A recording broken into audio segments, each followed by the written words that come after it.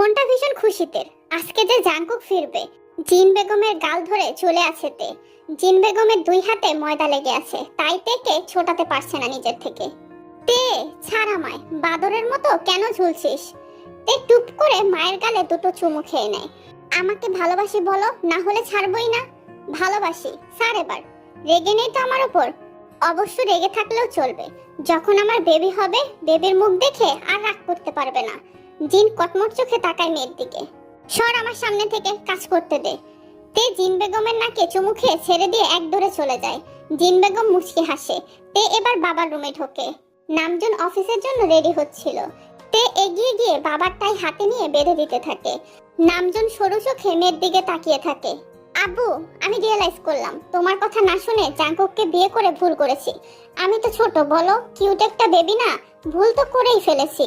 এবার আমার উপর রাগ করে থাকলে তো আর ভুলটা সঠিক হয়ে যাবে না, তাই না? শেষবারের মতো আমাকে ক্ষমা করো। এই যে তোমার চুল ছুঁয়ে বললাম, আজ জীবনেও ভুল করব না, পাক্কা প্রমিস। মেয়ের কথা বলার ভঙ্গি দেখে হেসে ফেলল নামজুন। আলতো হাতে জড়িয়ে ধরল তেকে, মাথায় চুমু খায়। রেগে নেই আমি, তবে আমি চাই তুমি এইচএসসি শেষ করো, তারপর এসব নিয়ে ভাবো। 2 বছর পুরোপুরি নেই, এই দিনগুলো পড়ালেখার পেছনে ব্যয় করো। তুমি যেমনটা বলবে তেমনটাই হবে। সাদা কলেজ ড্রেস পরে মাথায় সাদা হিজাব জড়িয়ে 2 কাঁধে ব্যাগ ঝুলিয়ে কলেজে যাচ্ছে তে। রিক্সা পায়নি আজকে, তাই পায়ে হেঁটেই যেতে হচ্ছে। কলেজ শেষে জাঙ্কুকের বাড়িতে যাবে। ইস, কতদিন পরে লোকটাকে দেখবে। খুশিতে মনটা লাফাচ্ছে তের। তুমি তে? হঠাৎ পেছন থেকে কারো ডাক শুনে থেমে যায় তে। ঘাড় বাঁকিয়ে পেছনে তাকায়। তের সামনে লম্বা সুন্দরী একজন মহিলা দাঁড়িয়ে আছে, যার পরনে হালকা নীল রঙের শাড়ি। হাঁটু সমান লম্বা চুলগুলো বিনুনি গেঁথে রেখেছে। মুখে নেই কোনো সাজসজ্জা, তবুও মেয়েটিকে অপূর্ব লাগছে। এই মেয়েটিকে চিনেতে, চিনবে না কেন? এই সেই মেয়ে যে তের জাঙ্কুকের মনে জায়গা করে নিয়েছিল।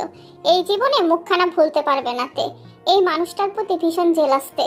গোল গোল চোখ করে জেনির পা থেকে মাথা পর্যন্ত পর্যবেক্ষণ করে তে। তের তাকানো দেখে মুচকি হাসে জেনি। হাত বাড়িয়ে তের মুখখানা ছুঁয়ে দিতে চায়। তে 2 পা পিছিয়ে যায়, এতেও হাসে জেনি। দীর্ঘশ্বাস ফেলে বলে, ভালো আছো? প্রশ্নখানা তের পছন্দ হয়নি। রসিকতা করতে এসেছেন উনি। সেই দিন এই কপালে তো জাঙ্কুকের কাঁধে চেপে কাঁদছিল। তের ইচ্ছে করছে জেনির কপালটা ফাটিয়ে দিতে, বা খুব জোরে আঘাত করতে ব্যথা দিতে। জাঙ্কুকের কাঁধে মাথা রেখে উনি দণ্ডনীয় অপরাধ করেছে, এই বিষয়টা মহিলাটিকে বুঝিয়ে দিতে ইচ্ছে করছে তের, কিন্তু পারছে না। কথা বলবে না তে। তের থেকে জবাব না পেয়ে বলে জেনি। তে কটমট চোখে তাকায় জেনির দিকে। আমার স্বামীর কাঁধে কপাল ঠেকিয়ে কাঁদছিলেন, আমি ভুলে যাইনি। আমার জাঙ্কুককে টাচ করার সাহস হয় কি করে? কেন ছুঁয়েছিলেন? এই মুহূর্তে আপনার কপাল আমি ফাটিয়ে দিলে ব্যাপারটা ভালো দেখাবে? উচ্চ শর্তের কথায় বা আঁখি পল্লবে রাগের ছড়াছড়ি। ফর্সা গোলগাল মুখখানা লাল হয়ে উঠেছে, হাত মুষ্টিবদ্ধ করে রেখেছে। রাগের কারণে বোধহয় মেয়েটার নিঃশ্বাসও জোরে জোরে পড়ছে। জেনি সবকিছু ভালোভাবে পর্যবেক্ষণ করে। রেগে গেলে তো হেরে গেলে তে। আলতো হাসে জেনি। এই কিমতে ইয়াং হাঁটতে শিখেনি। জিওন জাঙ্কুক আমার, একান্তই আমার। তার দিকে নজর দিবেন না আপনি, এটা আমার ওয়ার্নিং। তের উচ্চ স্বরের কথায় দমে যায় জেনি। এসেছিল একটা উদ্দেশ্য নিয়ে, কিন্তু উদ্দেশ্যখানা এই মুহূর্তে বলে দিলে তে কিছুতেই মানবে না। ঠিক আছে, নজর দিব না। তো একটা প্রশ্নের জবাব দাও, কেন এত ভালোবাসো তাকে? তার তো প্রচুর টাকা পয়সা নেই, দেখতেও আহামরি রাজকুমার নয়, বয়সটাও বেশি। তাহলে কি দেখে পাগল হলে? ভালোবাসা কখনো বয়স মানে না, টাকা পয়সা বিচার করে না। আমার চোখ দুটো খুলে নিয়ে নিজের চোখে লাগিয়ে দেখুন। এই পৃথিবীর সবচেয়ে সুন্দরতম ব্যক্তি হচ্ছে আমার জাঙ্কুক। তাকে ভালোবাসার জন্য আমার শখানেক কারণ লাগে না, বরং তাকে ভালো না বাসার জন্য আমার কারণ লাগবে। মুগ্ধ হয় জেনি, নিজের উপর রাগ হয়। এভাবে কখনোই ভালোবাসতে পারেনি সে। ভালোবাসতে পারলে অবশ্যই তার জীবনে এমন একটা দিন আসতো। জাঙ্কুক যদি আমাকে চায়, তোমাকে ডিভোর্স দিতে চায়? জেনির প্রশ্নে তের বুক কেঁপে ওঠে, হৃদয়ের আর্তনাদ শুরু হয়ে যায়। তবুও জেনির সামনে নিজেকে দুর্বল প্রমাণ করতে নারাজ সে। বুক ফুলিয়ে জবাব দেয়, আমি আটকে রাখতে জানি, আগলে রাখতেও জানি। আমার জাঙ্কুক কখনোই আপনার কাছে ফিরে যাবে না, আর ফিরতে চাইলেও আমি ফিরতে দেব না। আমার অনেক সাধনার ফল জাঙ্কুক, আমার বর, আমার প্রাণ থাকতে আমি তাকে হারাতে দিব না। বলে তে কলেজের দিকে চলে যায়। জেনির আর একটা কথাও সে শুনতে নারাজ। কলেজের গেটের ভেতরে ঢুকে দাঁড়িয়ে পড়ে তে। জেনি এখনো দাঁড়িয়ে আছে। কলেজে নতুন বিল্ডিং করা হচ্ছে, তার জন্য ইট ভেঙে রাখা হয়েছে। তে এক টুকরা ইট খুঁজে ছুঁড়ে মারে জেনির কপাল বরাবর। ছোট থেকে ঢিল মারায় এক্সপার্ট তে, তাই এবারে ঢিলটাও বিফলে যায় না, সোজা গিয়ে লাগে জেনির কপালে। মুহূর্তে কপালে হাত দিয়ে আর্তনাদ করে ওঠে জেনি। তে বিশ্বজয়ের হাসি দিয়ে ক্লাসের দিকে চলে যায়। জাংকুক সবেই বাসায় এসে পৌঁছেছে। ভীষণ ক্লান্ত সে। বড় একটা জার্নি। বরাবরই জার্নিতে অসুস্থতা অনুভব করে জাংকুক। ইচ্ছে ছিল বাসায় ফিরবে, কিন্তু মানুষের কোলাহল ভালো লাগবে না এই মুহূর্তে, তাই বাসায় ফেরা হলো না। ভেবে নিয়েছে ফ্রেশ হয়ে একটা লম্বা ঘুম দিবে। তখনই কলিং বেল বেজে ওঠে। জাংকুক বিরক্ত, চোখ মুখ কুঁচকে ফেলে। এই মুহূর্তে সুগা ছাড়া কেউ আসেনি, এটাই তার ধারণা। ঘামে ভেজা সাদা রঙের শার্টের বোতাম খুলতে খুলতে দরজা খুলে দেয় জাংকুক। সাথে সাথে তে শক্ত করে জড়িয়ে ধরে জাংকুককে। জাংকুক প্রথমে অবাক হয়ে যায়, পরে মুচকি হেসে আগলে নেয় তার আত্মাগোল বউকে। তেকে ভেতরে এনে দরজা বন্ধ করে দেয়। ইস, কত মিস করেছিলাম আপনাকে জানেন আপনি। শেষমেশ আপনার দেখা পেলাম। শুনুন, এটাই ছিল আপনার বউ ছাড়া শেষ ঘুরতে যাওয়া। পরের বার থেকে আপনার সাথে আমি যাব। জাংকুক তেকে নিজের থেকে ছাড়িয়ে নেয়, সোফায় বসিয়ে দেয়। নিজেও বসে তের পাশে। তে তার সুদর্শন বরটাকে দেখতে থাকে। তে জাংকুকের দিকে একটু চেপে বসে বলে, শুনুন না, একটা জিনিস ভেবেছি। জাংকুক চোখ বন্ধ করে গম্ভীর গলায় বলে, বলো। ভাবছি নকল একটা সার্টিফিকেট বানাবো। ধপ করে চোখ খুলে জাংকুক। তাকায় তের মুখ পানে। এভাবে কেন তাকাচ্ছেন? বাবা বলেছে এসএসসির পরে দুজনকে একসাথে থাকতে। সেই আরো 1.5 বছর। এতদিন আপনাকে ছাড়া থাকতে পারবো না। তো আমি যদি একটা নকল সার্টিফিকেট বানাতে পারি এসএসসির, তাহলে বাবাকে দেখিয়ে বলতে পারবো, দেখো বাবা, পাশ করেছি। এবার আমাকে আমার জাংকুকের সাথে থাকতে দাও। আইডিয়াটা দারুণ না? জাংকুক হেসে ফেলে, থাপ্পড় মারে তের মাথায়, সাথে বিনুনি টেনে দেয়। কিঞ্চিত ব্যথা পেলেও তে তা প্রকাশ করে না। লেজ ছাড়া বাদর। উনি তোমার বাবা। ছোট বাদরের থেকে বড় বাদরের বুদ্ধি অলওয়েজ বেশি থাকে। তে আবারও ভাবনায় পড়ে যায়। সত্যিই তো, বাবা চট করে ধরে ফেলবে। জাংকুক তের আঙ্গুলগুলো দেখতে থাকে আর তে ভাবতে থাকে। তারপর লাফিয়ে বলে ওঠে, তাহলে চলুন আব্দুল কুদ্দুসকে নিয়ে নেই। জাংকুক ভুরু কুঁচকে জিজ্ঞাসা করে, কিভাবে নিব? আর আব্দুল কুদ্দুসকে কে আবার? আমার আর আপনার ছেলের নাম রাখবো আব্দুল কুদ্দুস। মেয়ের নাম তেকুকি আর ছেলের নাম আব্দুল কুদ্দুস। দারুণ না?